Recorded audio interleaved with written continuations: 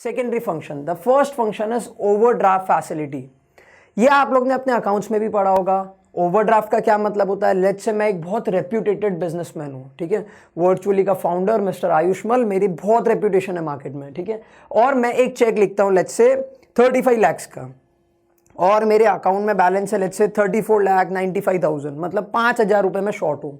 तो बैंक क्या करेगी? मेरी गुडविल को ध्यान में रखते हुए बैंक वो वाला चेक को पास कर देगी। दैट मीन्स 5,000 रुपये के लिए मेरी गुडविल को खराब नहीं होने देगी। तो इसको हम लोग बोलते हैं ओवरड्राफ्ट। ओवर मतलब ज्यादा, मेरे अकाउंट में जितने पैसे हैं उससे ज्यादा मुझे विड्रॉ करने जब बैंक देती है तो उसको हम लोग बोलते हैं ओवरड्राफ्ट फैसिलिटी।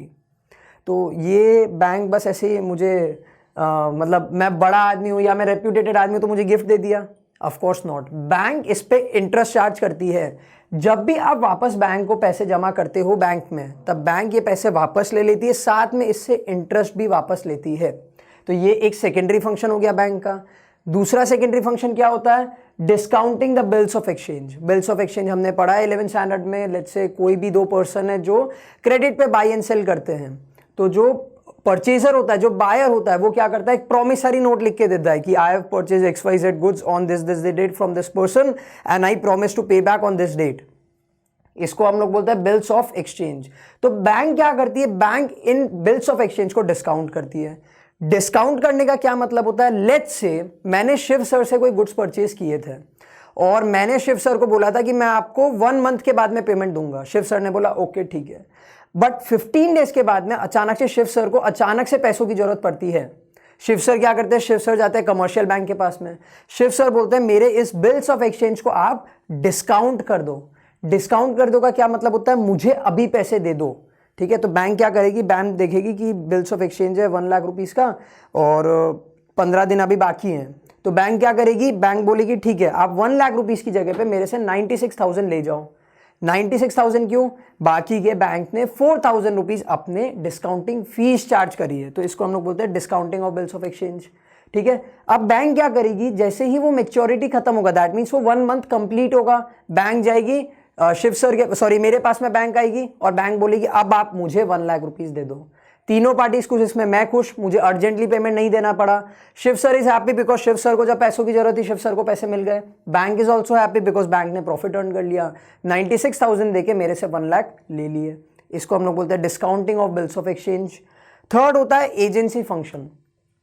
एजेंसी फंक्शन मतलब क्या होता है? ऐसे फंक्शंस देना जो जनरली आपको एक एजेंट देता है और उसके बदले में आपसे कमीशन चार्ज करता है। तो कुछ फंक्शंस ऐसे होते हैं जो बैंक भी परफॉर्म करती है बट उसके सामने कुछ कमीशन चार्ज करती है। जैसे एग्जांपल देता हूं, transfer of funds. Let's say मेरे को फंड ट्रांसफर करना है विमला मैम के बैंक अकाउंट में, तो मैंने मेरे बैंक को बोला कि मुझे IMPS करना है या फिर NEFT करना है, ठीक है। तो बैंक मेरे अकाउंट से उनके अकाउंट में फंड को ट्रांसफर कर देगी बट कुछ फीस लेगी। Second is collection and payment of various items. Let's say मुझे कहीं से पैसे कलेक्ट करने थे, ठीक है। लेट्स से मेरे कोई शेयर्स में पैसे लगाए हुए थे और वहां से डिविडेंड आया, तो बैंक मेरे बिहाफ पे वो पैसे कलेक्ट कर लेगी। मुझे कंपनी तक नहीं जाना पड़ता है, कंपनी डायरेक्टली मेरे बैंक अकाउंट में ट्रांसफर कर देती है और मेरी बैंक उसको एक्सेप्ट कर लेती है, तो कलेक्ट कर लिया। लेट्स से मैंने मेरे बैंक को इंस्ट्रक्ट किया हुआ है कि आपको हर मंथ मेरा मोबाइल बिल पे करना है, तो मोबाइल बिल का पेमेंट कौन करता है? बैंक करती है मेरे बिहाफ पे। तो ये कुछ ऐसे फंक्शंस होते हैं जो एक एजेंट प्रोवाइड करता है, बट यही सारे फंक्शन जब हमें हमारी बैंक प्रोवाइड करती है तो इसको हम बोलते हैं एजेंसी फंक्शन। नेक्स्ट होता है purchase and sale of foreign exchange. मैंने मेरे बैंक को बोला कि आप लेट्स से $100 खरीद लेना, मेरा भाई अगले साल या अगले महीने कनाडा जाने वाला है या फिर US जाने वाला है। तो क्या किया बैंक ने? परचेज कर लिया वो फॉरेन एक्सचेंज। मेरा भाई वापस आता है और उसने वो पैसे खर्च ही नहीं किए। मैं बहुत खुश हुआ, मैंने चलो अच्छा है पैसे बच गए। तो मुझे क्या करना है? वो फॉरेन एक्सचेंज को वापस सेल करना है। तो कमर्शियल बैंक मुझे फॉरेन एक्सचेंज परचेज और सेल करने में भी हेल्प करती है। Next is sale of securities. हमने BST में पहले भी डिस्कस किया है कि अगर आपको कोई भी securities that is shares, debentures, bonds किसी में भी ट्रेड करना है तो आपको कौन सा अकाउंट चाहिए? Demat account, that is dematerialized account. Demat account आप कहां खुलवा सकते हो? In the commercial banks.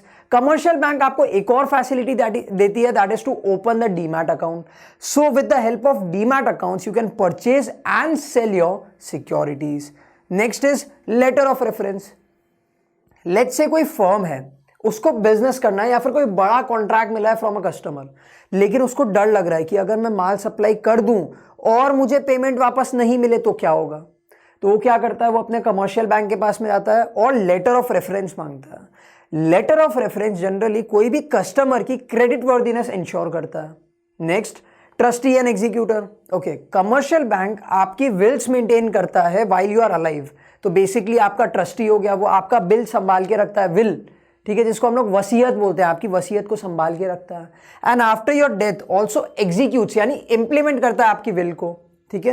And last is income tax consultancy. अगर आप अपनी कमर्शियल बैंक के एग्जीक्यूटिव को पूछते हो कि मेरा ये फाइल है, मेरा इतनी इनकम थी, मुझे कितना टैक्स भरना चाहिए, तो वो आपको प्रॉपर सजेशंस देता है कि सर आप प्रोविडेंट फंड में इतना इन्वेस्ट कर दो तो आपको इतना कम टैक्स पे करना पड़ेगा, आप ये इन्वेस्टमेंट कर लो, आप म्यूचुअल फंड में पैसा लगा दो, blah blah blah blah blah. All the income tax consultancy is also provided by the commercial banks. तो यहां पे हमारा एजेंसी फंक्शन कंप्लीट हो गया। अब आते हैं नेक्स्ट फंक्शन पे, that is your general utility functions. Basically एक ऐसे फंक्शन जो बैंक जनरली भी प्रोवाइड करती है, ये कुछ बेसिक फंक्शंस होते हैं। एग्जांपल्स होते हैं, let's say the first one is locker facility. Locker facility, हमारी मम्मी दादी ये लोग घर के सारे गहने छुपा छुपा के बैंक के लॉकर में रखते हैं, that is a general utility function. तो बैंक क्या प्रोवाइड करती है, एक सेफ वॉल्ट प्रोवाइड करती है, एक लॉकर प्रोवाइड करती है जिसमें आप कोई भी चीजों को संभाल के सिक्योरली मेंटेन कर सकते हो। Next is travellers cheque. अगर आप कहीं घूमने जा रहे हो, ठीक है, और आपको कैश कैरी नहीं करना है, तो बैंक आपको एक कार्ड जैसा बना के देती है जिसमें फॉरेन एक्सचेंज होता है, ठीक है। That means you can ultimately pay in the foreign currency with the help of that card, तो आपको कैश ले जाने की जरूरत नहीं पड़ी।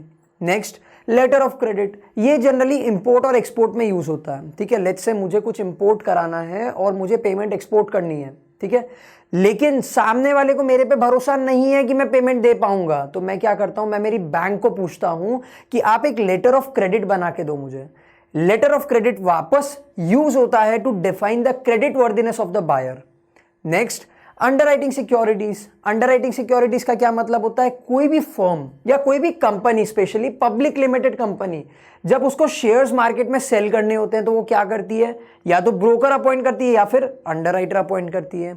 अंडरराइटर का क्या काम होता है, शेयर्स की गारंटी लेना कि मैं मिनिमम 500 शेयर्स तो सेल कर ही दूंगा, ठीक है। तो बैंक एक और क्या गारंटी लेती है, बैंक को एक और क्या फंक्शन प्रोवाइड करती है, that is underwriting the securities. And last is collection of statistics. Let's say मुझे कहीं पे इन्वेस्ट करना था या किसी के साथ में ट्रेड करना था और मुझे उस particular let's say mutual fund या फिर फाइनेंशियल इंस्ट्रूमेंट के कुछ इंफॉर्मेशन चाहिए थे, या फिर मेरे ट्रेडर के, मेरे कस्टमर के मुझे कुछ इंफॉर्मेशन चाहिए थी, तो बैंक आपको वो स्टैटिस्टिक्स, वो इंफॉर्मेशन भी कलेक्ट करके देती है।